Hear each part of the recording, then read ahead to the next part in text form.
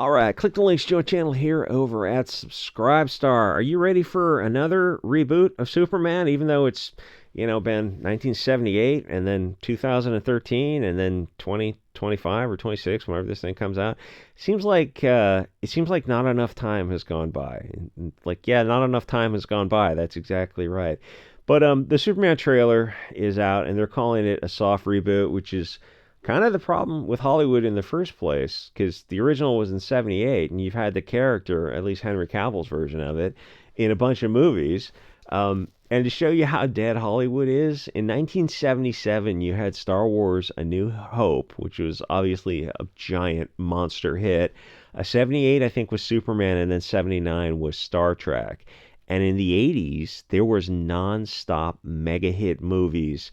That's a period of time. If you want to say one decade, it would obviously be from 77 to 87, or even go up to like 95. And that would be a 15-year rough period where there was just people were looking at Hollywood and like, oh yeah, of course we're going to get like an E.T. and a Goonies and a Gremlins. Of course, there's going to be a mega hit every year. And then they just started to fade off and they never came back with it, because Hollywood is mask off woke now, and everything unfortunately has to go through the globalist. Can I play any of this without getting struck? The globalist political commissar filters.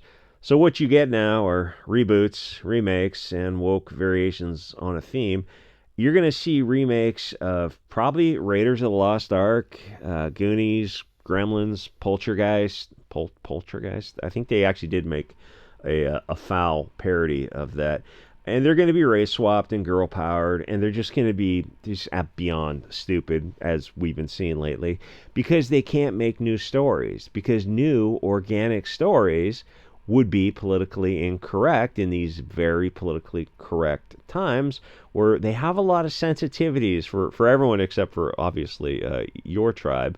So it kind of leads them into this paralysis of analysis, and it's like I've said a billion times, is you get to the point where you can look at the characters, and if you see one has a shade darker skin than the other, then I can tell you that they're going to be the protagonist, and the antagonist is going to be the one who's more fair. So you're probably going to get like race swap Jaws. It'll be some black beach, and the evil blonde South African real estate guy will keep the beaches open so the great white can eat dark meat or something. And the town will have a secret clan conspiracy to take spices and smoke alarm batteries away from the townspeople. And it's kind of weird having a Superman reboot when there hasn't been enough time since his last appearance, which was Henry Cavill in the Black Adam bomb, because everything The Rock is in seems to lose money now. And actually, I mean, he's been in a lot of movies that have lost money. It's kind of bizarre that he gets roles and they fired Henry Cavill. Maybe Dwayne Johnson's an Epstein Island guy, and he's in the secret Maria Abramovic club where they just keep getting these kind of roles. I mean, James Gunn is probably in that thing. If you're familiar with his old tweets, gosh, those were weird, weren't they? First of all, the trailer looks solid. Everything works except for the two lead characters, Superman and Lois Lane. They look like they don't have any spark whatsoever, and they seem like stand-in actors that should have been replaced in the real movie, like when they just use normal people who are the same height and skin color so they can get the blocking and the lighting done. That's why sometimes people lose their mind. They had some black actor who wasn't black enough to use a stand-in actor, and they had to color his skin darker because the lighting has to be adjusted to the actor's skin tones. And people were losing their minds over that because they didn't understand that movies have a lot going into movies before you actually see the actors show up to the stage, because they're little prima donnas. Their time is valuable. And unless there's some hidden wokeness in the movie, this movie is going to exceed $1 billion, because all it has to be is competent. People are ready for a movie. Deadpool Part 3, Deadpool and Wolverine, showed that people are willing to spend money for a movie that it's not a great movie. Deadpool 3 was not a great movie, but there was just nothing else out there. Everything else was dog shit. But the other side of the story is DC and the genre in general has had a lot of failures lately, as well as Hollywood, enough that it's time they have to go in a different direction with these characters. And they added in I almost said crypto. The Superdog. What's it called? Kryptonite, right? The Superdog to lighten things up a little bit and make it more comic bookish. And they've got absolutely nothing to lose. Black Adam, Suicide Squad Part 2, Birds of Prey, Wonder Woman 84, The Flash were massive failures, and Marvel as well has had just a bunch of woke girl-powered movies that have lost together probably $1 billion. They've lost more than the hit movies have made up by far. And people are telling, like, people just remember the hit movies and they don't look at all these movies that have lost so much money. People are telling Hollywood they don't care about diversity or girl power. But Hollywood keeps making these movies. I mean, they made the Marvels and the Madam Web were just back to back. And at least DC was smart enough to take Batwoman.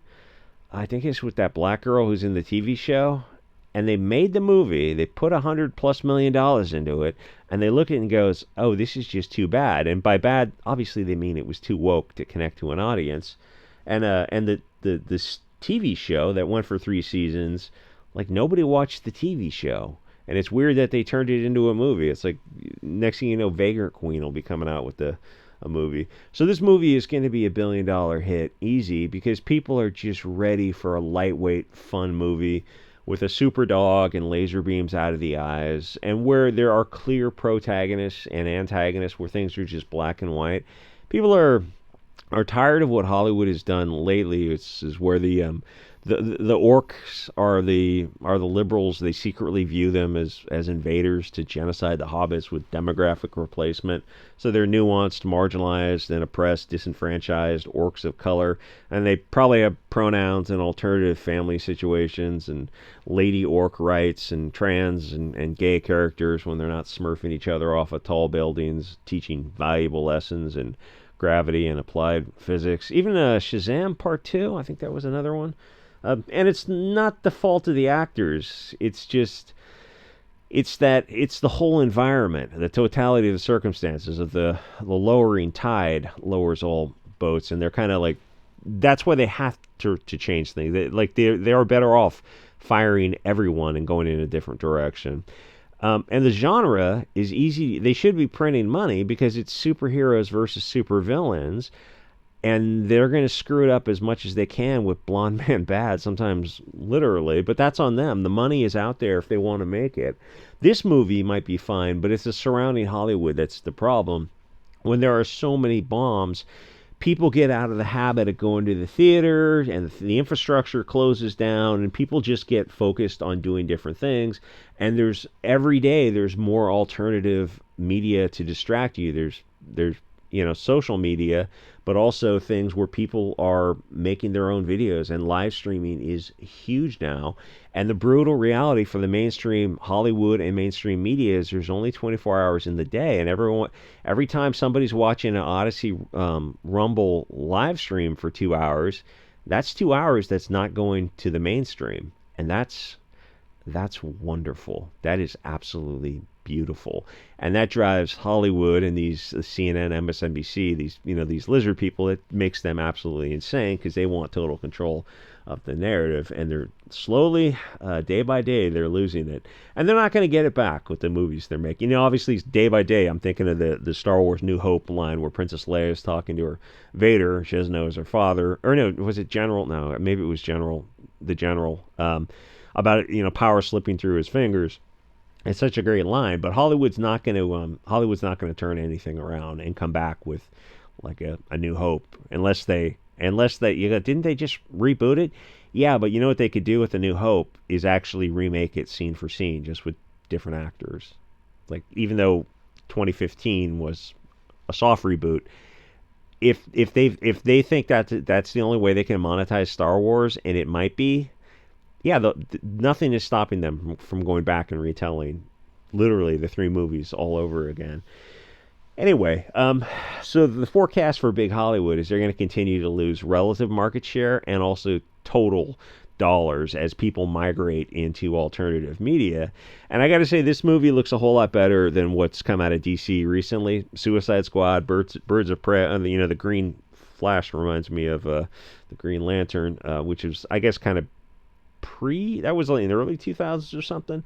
And the rest of the movies that have lost a bunch of money, it's only a 2 minute trailer. I get that, and you can hide a lot in a 2 minute trailer, as Barbie did. But the thing is, when Barbie came out, I looked at Barbie and I said, like, yeah, Barbie is hiding a lot. And then it came out, it's like, yeah, they were. It was just some 2 hours of feminist women babbling about their vaginas or something. The other side is people are familiar with origin stories, and Generation X is kind of the audience, I think, for the origin. Even if they saw it on TV, and they don't need another origin story. We're familiar with it. And then you have the later generations who were familiar with Henry Cavill's version, which I think they said started in 2013. And while he was great, DC has got too many failures. Gal Gadot and Ezra Miller were, the Flash and Wonder Woman 1984. Those were huge failures. So restarting DC is kind of the only choice. They own the characters. They have to do something with them. They're not going to, as people have said, like, oh, Marvel and DC, they should just put these characters on the shelf for 5 years. And like, they're not in the financial position to do that. They have to do something with it. And, I mean, they could do streaming, but so far, at least for Marvel, streaming hasn't been, streaming Star Wars and streaming the Marvel Universe, there's been more losses than hits, and these are expensive to make. I think most of Disney's Star Wars has been losing. They've lost more money than they've made, and that's not going to change either. But if anything can turn Hollywood around and start a resurgence, they could do it if they wanted to, and this movie is definitely headed in the right direction, even if this movie's not for me, just because I'm done with Hollywood. But I can admit that there's a lot of people who still love that big screen experience, the popcorn, and there's, like, I look at movies now and I'm thinking, like, oh yeah, I should go get one more big screen movie, and then there's just nothing out there. There's nothing that's worth going to the theater for. So the thing with these derivative characters is the original comic book reading audience is aging out of the movies, or even caring about streaming so much, so they got to capture a new audience who's too young to remember comic books or the first generations of movies that were based on the comics. And on a related note, I was thinking that since every year people are reading less and less actual books, and it's kind of shifting to women, you're going to get less examples of books being made into movies.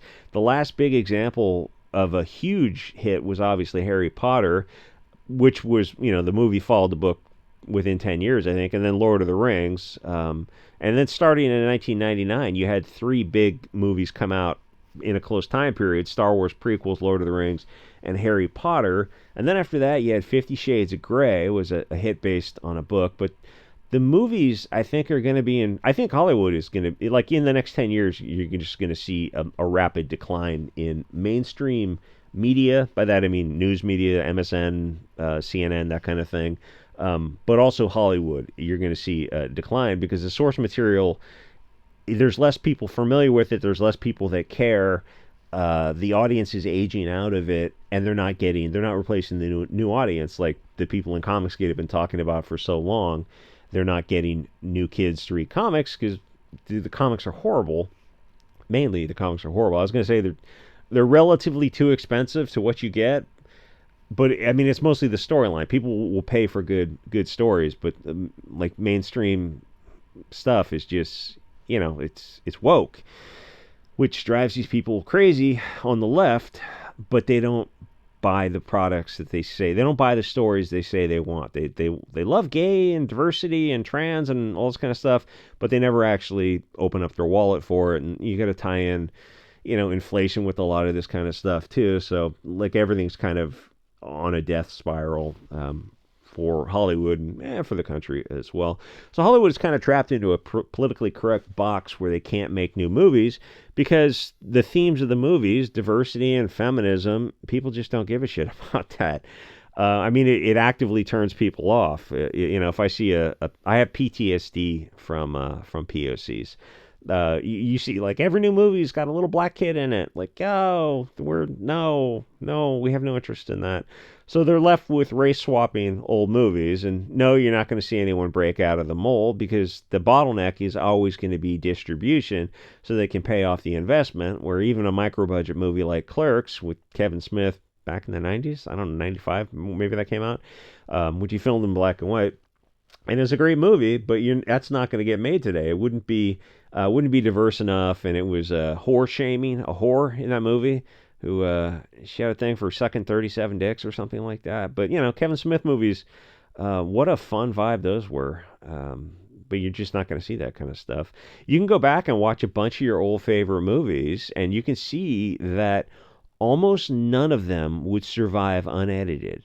And if you think I'm being hyperbolic, go back and watch the movies. And all you have to do is find one little bit that's either actively politically incorrect and it's a hard no, or it's passively politically incorrect where they look at who is the sidekick reporter in the original Superman, Jimmy Olsen, and they go, "Oh, we're gonna make him black." And it's like, but that's not the character. The character's a redheaded kid. It's like obviously Hollywood hates red and blonde haired people because those are like ubermensch of European people. They're the top of our own, I guess the Euro hierarchy. But it's like this is a left wing concept where they in their minds there's this hierarchy, but in most people's minds, like people just kind of ignore it. But that's I mean the race swap, like the rarest of the rare are red haired European people. And so my point was that you're like the movies that you saw, you're not going to see again, ever, uh, at all. Like the only exception would be micro budget movies, but that's I mean it's not really fair to compare a $100,000 movie to a $100 million movie. Anyway, you can go back and watch those things and kind of check for yourself. The Amazon and the Cuties, that Epstein Island movie, that's the kind of movies that Hollywood wants. And the reviewers just loved Cuties. Weird, but Mallrats would probably be offensive. They would find you can go back and watch Mallrats. I bet you'll find little bits and pieces in there like, oh, this doesn't really match up to feminist talking points nowadays with Shannon Doherty and whoever else was in that movie. God, he made some really fun movies, and then he got married to some succubus, and she sucked his talent out through his penis, and that's kind of the end of Kevin Smith. So anyway, this version Superman's going to do great, but it's not going to change anything because you need that rising tide to raise all boats. You need a lot of fun, non-woke movies, and that means politically incorrect humor, and that's just not going to happen. So, in the next few years, you're just going to watch Hollywood kind of shrink down. There'll be standout hits, but overall, I mean, you don't have to be Nostradamus to predict the shrinking of Hollywood and the mainstream media. I mean, it's just going to follow the continued decline. Anyway, like, comment, subscribe, and I'll see you guys all next episode.